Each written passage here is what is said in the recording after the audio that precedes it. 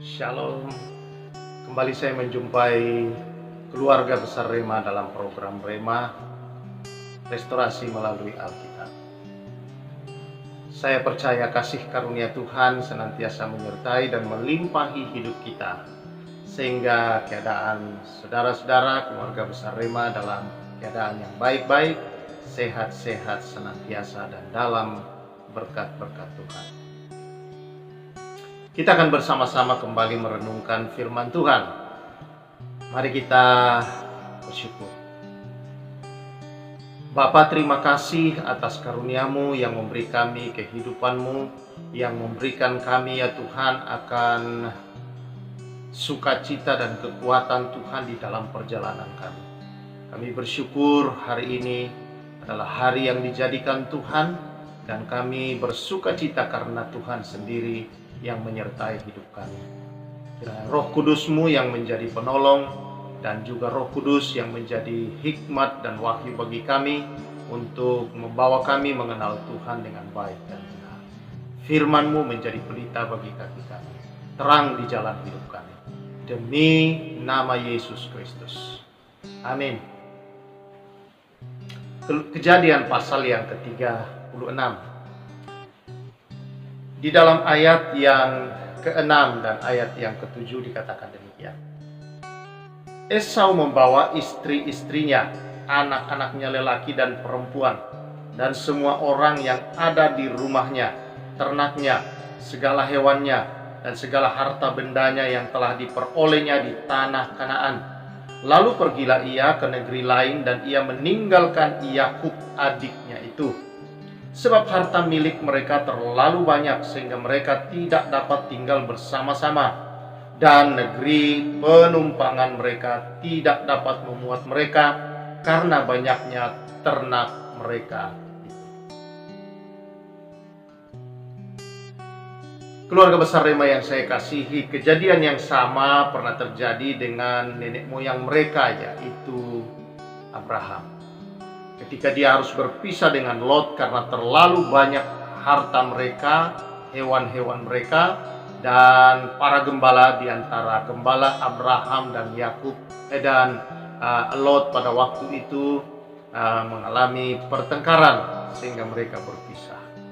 Lot memilih Sodom, daerah Sodom, Yordan, lalu kemudian Tuhan menunjukkan tanah yang dimaksudkan oleh Tuhan untuk diberikan kepada Abraham dan keturunannya, yaitu tanah Kanaan. Nah, ketika mereka sudah berpisah, maka terjadi bahwa Tuhan terus menyertai perjalanan Abraham, dan kita mengetahui saudara-saudara bahwa akhirnya Tuhan menggenapi janjinya. Ishak lahir, lalu dari Ishak kemudian lahirlah Esau dan Yakub. Saudara-saudara, bahwa Esau telah menjual karena menganggap rendah, menganggap remeh hak kesulungan. Begitu saja dia lepaskan, dia jual dengan bersumpah. Dan pada masa itu, saudara-saudara, dengan menukarnya dan melalui sumpah dan menukarnya dengan sepiring makanan, maka itu sah, saudara-saudara, pada masa itu. Maka hak kesulungan itu telah turun kepada Yakub. Dan kemudian ayahnya Ishak telah melepaskan berkat untuk anak sulung itu juga kepada Yakub.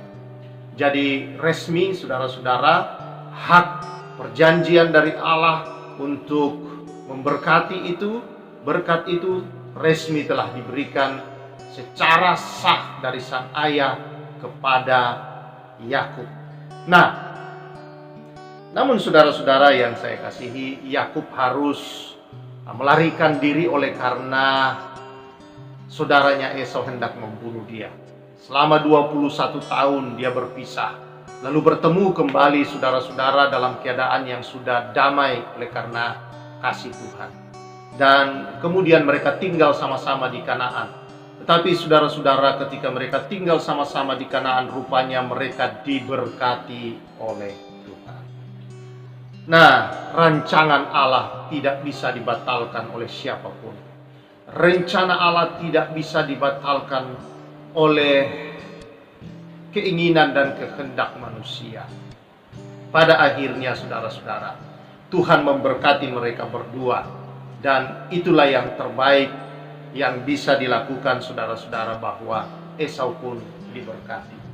Namun saudara-saudara, Esau bukanlah anak perjanjian itu sendiri yang berhak atas tanah perjanjian Kanaan itu, saudara. Dengan sendirinya dia pergi tanpa diusir. Dia memilih untuk meninggalkan adiknya Yakub dan pergi ke tanah Seir dan pegunungan Seir, dan itulah menjadi sebuah bangsa kelak, saudara-saudara, yaitu bangsa Edom. Jadi Esau adalah bapak Edom, bapak bangsa Edom. Yang kemudian, saudara-saudara, bahwa bangsa ini adalah bangsa yang membenci bangsa Israel kelak, yang selalu mengacaukan Israel juga. Nah, kita melihat, saudara-saudara, bahwa Allah memisahkan mereka. Dia dengan sendirinya meninggalkan daripada adiknya Yakub. Rencana Tuhan terus berjalan dalam hidup Yakub. Saudaranya Esau harus pergi, dan dengan sendirinya dia pergi dalam berkat Allah. Itulah satu-satunya jalan, saudara-saudara, bagaimana supaya orang yang memusuhi kita di dalam kehidupan ini, ya saudara-saudara, bisa juga, saudara-saudara, tidak lagi memusuhi kita dalam hidup ini. Ada cara yang terbaik, saudara, adalah memberkati orang-orang yang memusuhi kita. Itulah jalan yang terbaik, dengan meminta berkat bagi mereka, dengan memberkati kehidupan mereka senantiasa, saudara-saudara, dan tidak melakukan hal-hal yang tidak baik terhadap orang-orang yang berpikiran atau sering juga ngerecokin hidup kita, saudara, yang suka mengganggu di dalam pekerjaan kita atau kehidupan kita, yang ada saja tanpa ada alasan, saudara-saudara, ada saja alasan dia buat untuk mengganggu hidup kita, saudara-saudara, memusuhi kita, iri dan sebagainya. Kita nggak perlu marah terhadap mereka, kita nggak perlu macam-macam dengan mereka. Diam, berdoa, berkati dia. Ya, kalau perlu kita punya sesuatu, ya diberbagi dengan dia, saudara-saudara. Kita menganggap kita tidak bermusuhan. Kalau dia menganggap kita musuh, kita tidak pernah menganggap dia musuh, tetapi kita memberkati kehidupannya. Pada akhirnya, saudara, rencana Tuhan dalam kehidupan kita, karya Tuhan di hidup kita itu tidak akan pernah digagalkan oleh siapapun. Tidak ada seorang pun yang bisa mengambil bagian-bagian hidup kita ini, saudara-saudara. Nah, ada seorang bapak yang baru-baru beberapa hari yang lalu, saudara-saudara, kami doakan. Saya mendoakan sang bapak ini oleh karena di tempat pekerjaannya yang sudah sekian lama, saudara-saudara, tahunan dia bekerja, puluhan tahun dia kerja di situ, dan tiba-tiba pimpinan yang baru ini memindahkan dia di divisi yang lain yang tidak ada kegiatan yang dia kerjakan. Sementara selama ini dia sangat dipercaya karena dia menguasai sekali pekerjaannya itu, saudara-saudara, dan dia dianggap yang terbaik di bagian pekerjaan itu dan menguasainya. Tetapi dia disingkirkan. Ya, ada isu-isu alasan karena berbeda keyakinan dan pimpinan yang baru agak sedikit ekstrim, demikian kira-kira, atau mungkin ada hal-hal yang lain. Tetapi tidak ada pembalasan, hanya berdoa dan memanggil kami untuk berdoa. Tetapi ketika kami berdoa, saudara-saudara, bahwa di balik dari setiap hal-hal yang terjadi di hidup ini, saudara, yang hendak mencelakakan, ada kuasa-kuasa lain yang biasanya bekerja untuk mau merusak saudara-saudara dan mau mengambil jatah bagian anak-anak perjanjian, mau menghancurkan. Dan Tuhan di dalam doa menunjukkan itu, saudara, bahwa ada kekuatan yang tidak terlihat dengan kasat mata, saudara-saudara, yaitulah roh jahat yang sedang bekerja untuk membuat dia disingkirkan dari pekerjaan itu. Bahkan, saudara-saudara, bukan hanya dipindahkan ke divisi lain yang sepi dan tidak punya pekerjaan, ada rencana kelihatannya untuk menghentikan dia. Tetapi rencana Allah, berkat Allah dalam hidup seseorang tidak bisa dirampas oleh siapapun. Bapak ini berkata, saya tidak merasa sakit hati, saya hanya berdoa. Saya bilang itu adalah jalan yang terbaik, memberkati orang itu. Dan kami berdoa, saya mengusir roh kegelapan itu yang menunggangi di dalam pekerjaannya itu, yang Tuhan perlihatkan ada kuasa lain yang sedang ingin menghancurkan dia. Dan kami berdoa, apa yang terjadi saudara, tanpa